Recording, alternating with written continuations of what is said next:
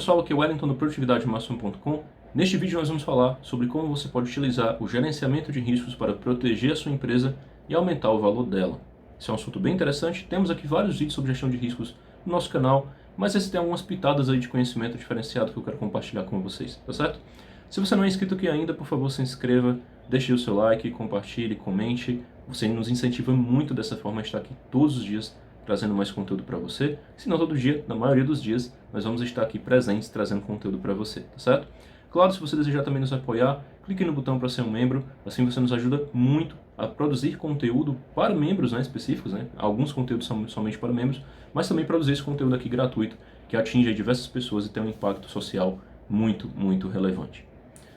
Gerenciamento de riscos enquanto ferramenta para gerar proteção de ativos e valorizar o seu negócio. Pessoal, gestão de riscos é um assunto que cresceu muito nos últimos anos, certo? Não só pela questão das demandas, né, oriundas de controle interno focado no aspecto compliance. Nós vimos muito disso por causa da questão das corrupções grandes aqui no Brasil, né, durante o período da Operação Lava Jato, entre outras tantas que nós vimos acontecer no país, mas também porque o assunto gestão de riscos ele envolve diretamente a proteção do seu negócio, não somente para eventos externos, mas também para eventos internos. Quando você fala em gestão de riscos, você fala em conseguir identificar eventos que podem danificar o teu negócio, sejam eventos externos, sejam eventos internos, e a partir daí criar ações que podem te ajudar a prevenir isso. Alguns controles que vão ter postura preventiva, tá? Olha que interessante isso, né? Controles eles podem ocorrer em momentos diferentes. Eles podem ser controles preventivos, como por exemplo uma alçada de aprovação, em que você vai ter ali limites definidos para que as pessoas liberem, por exemplo, um pagamento ou uma compra. Você pode ter limitações de acesso, por exemplo, né? As pessoas não podem acessar uma transação X, Y, Z, ou pode um perfil X, né? Somente a capacidade de consulta e de não gestão dentro de um módulo do sistema, e assim por diante. Você vai ter aprovação de pagamentos, por exemplo, como também sendo um controle preventivo, né? Entre todas as outras atividades de controle que podem ter cunho preventivo. Preventivo dá justamente a ideia de que você vai impedir que o risco se materialize, que ele venha a acontecer. Tá? Então, imagina só, se você consegue identificar um risco e constrói para atuar sobre ele um controle preventivo, você consegue impedir que um risco venha a se manifestar. Claro, vai haver situações em que o teu controle vai falhar, ele pode falhar. No momento que ele falha, o teu risco pode ou não se manifestar. Às vezes o controle falha, mas ainda assim o risco não se materializa. Tá? Mas em alguns momentos isso vai acontecer. Por isso que é importante estar sempre testando o controle, ter uma rotina de auditoria interna bem implantada, né? Uma boa revisão dos teus processos, dos teus riscos, para você conseguir ter mais segurança. Tá? Tem várias situações em que isso pode acontecer, a gente comenta bastante lá no nosso curso, Gestão de Processos, Riscos, Controles e Indicadores, link aí na descrição desse nosso vídeo, tá bom? E o que mais, né? Os controles também podem assumir uma posição detectiva. Você teve um risco que se manifestou e você conseguiu identificar ele depois. O exemplo mais clássico disso são as conciliações, por exemplo, uma conciliação bancária. Você pode conseguir identificar um pagamento em duplicidade ou um pagamento indevido, por exemplo. Como também as conciliações de estoque que você faz por meio do teu inventário. Quando você faz um inventário, você consegue ver as divergências entre o teu sistema e o teu estoque físico.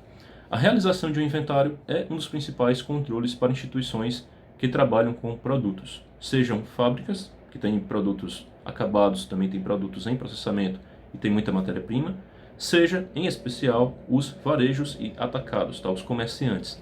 Quem é comerciante, obviamente, o principal negócio vai ser aquele produto, aquela mercadoria que você tem ali. Ou seja, quando você tem um negócio do tipo comércio ou do tipo indústria, isso é muito preocupante, tá? Quem trabalha com serviços já é menos preocupante a questão do estoque, mas ainda assim precisa sim dar uma atenção para esse tópico, porque às vezes tem um valor ali mais considerável, né?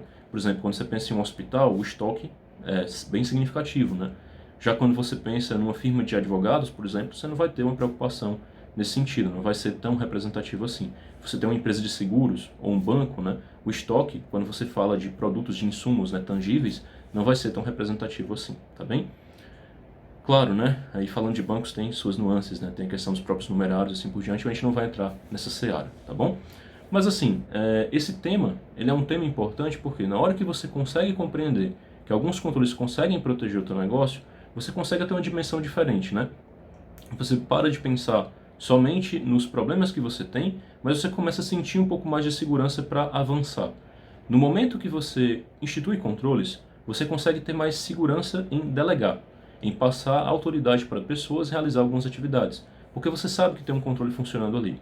Em especial quando você tem uma estrutura que te faz a avaliação desse controle, para checar se ele está ok, se não está ok, se está faltando alguma coisa para melhorar nesse controle e assim por diante.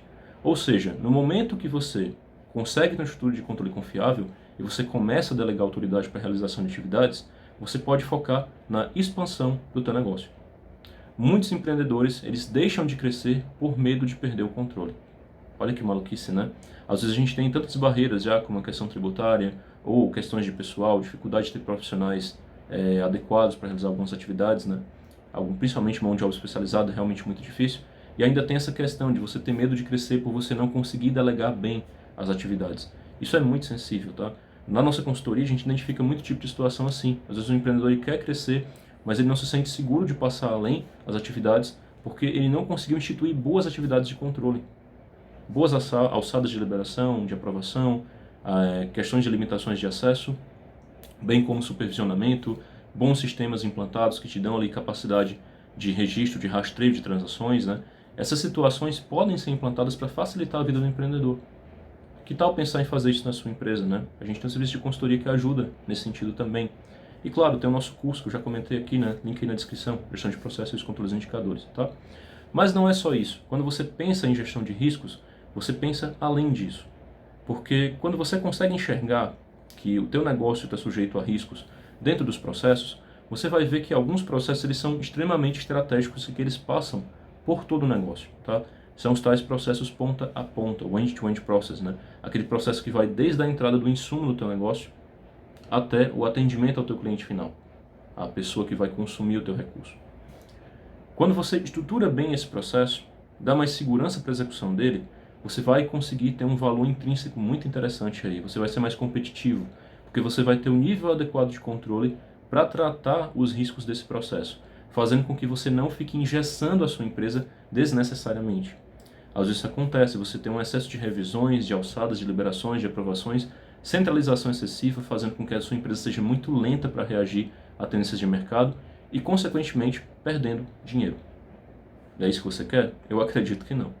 E ainda tem uma última vantagem que pode fazer, né, o gerenciamento de risco pode fazer com que a sua empresa ganhe dinheiro, que é com a valorização frente a potenciais investidores. Investidores que veem que uma empresa tem um sistema de controle interno bem implantado, que tem um gerenciamento de risco robusto e funcional, tendem a valorizar isso demais. Muitas vezes, antes de fazer um aporte financeiro, né, no teu negócio, seja um investidor anjo, seja um Series A, um Series B, ele vai primeiramente analisar como estão os teus riscos, ele vai te pedir um relatório de risco. Muitas vezes vai pedir para uma consultoria fazer uma análise na tua empresa. Seja uma análise do diligence já aí no nível mais avançado de transação, talvez para uma fusão, para uma aquisição, seja mesmo no nível inicial, ali fazendo uma auditoria externa ou um processo de análise de alguns riscos específicos, né, contratado talvez um consultor para fazer esse trabalho, porque a gente faz esse tipo de trabalho também, visando identificar os riscos principais do teu negócio se faz sentido investir em você. Quando você já tem essa informação, o investidor valoriza muito isso. E claro, isso vai fazer com que o teu valuation suba.